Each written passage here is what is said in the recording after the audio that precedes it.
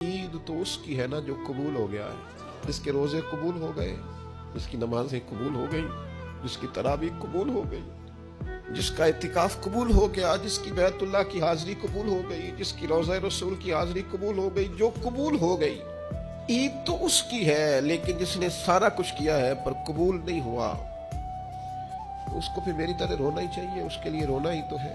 वो यारो, अगर वो करे कबूल तो बड़ा करीम है, वरना हाल ये है कि फवैलुल लिल मुसल्लीन, कुछ नमाजियों के लिए भी बर्बादी है, कुछ कारियों के लिए भी बर्बादी है। कुछ ऐसे साहिबाने इल्म भी होंगे जो सुबह क़यामत माज़अल्लाह सुम्मा माज़अल्लाह, हजरत अबू हुरैरा फरमाते हैं सबसे पहला हिसाब ही कारी का, सखी का और शहीद का होगा, और उनकी अपनी तसन्नो, रियाकारी और दिखलावे की नीयतों की बुनियाद पर उनके अमाल धुतकार दिए जाएंगे। दुआ करो उसके हुजूर कबूलियत हो जाए।